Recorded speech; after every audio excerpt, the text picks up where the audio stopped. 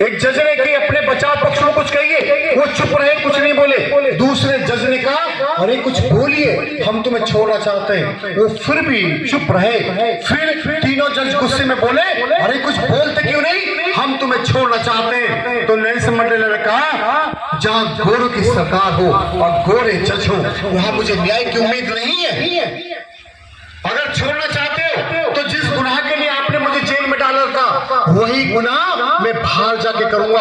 अगर छोड़ना चाहते हो तो मुझे मेरी शर्तों पर रिहा कीजिए। 24 साल के बाद भी वो उस इंसान ने रिहा होने से इनकार कर दिया और जो वापस जेल चले गए तो ये बात पूरी दुनिया में फैल गई। तो पूरी दुनिया के डेमोक्रेटिक देश दक्षिण अफ्रीका के खिलाफ हो गए और गोरे और काले उस देश के एक साथ खड़े हो गए और 27 साल गुजर गए।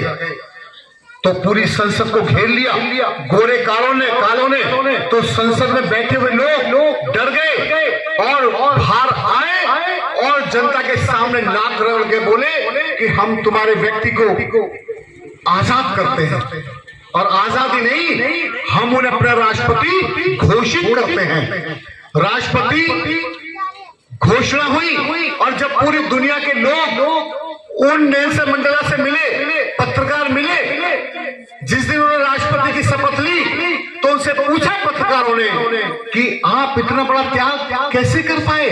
तो उन्होंने कहा मैंने डॉक्टर बाबा साहब अम्बेडकर को पढ़ा था, ये एविडेंस है, ये दस्तावेज है, ये हिस्ट्री है, मैं कोई कल्पना काल्पनिक कहानी नहीं बता रहा हूं। उन्होंने कहा कि मैंने डॉक्टर बाबा साहब अम्बेडकर को पढ़ा था। एक विदेशी आदमी डॉक्टर बाबा साहब अम्बेडकर को पढ़ के अपना देश का तख्ता पलट देता है और समानता प्राधान्य व्यवस्था का निर्माण करता है। और हम उसी बाबा साहब अम्बेडकर के संविधान पे आजाद हुए हैं।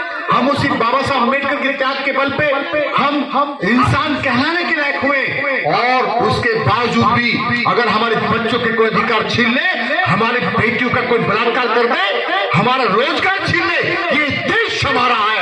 इस देश की सुरक्षा की जिम्मेदारी हमारी है, इस देश के निर्माण की जिम्मेदारी हमारी है।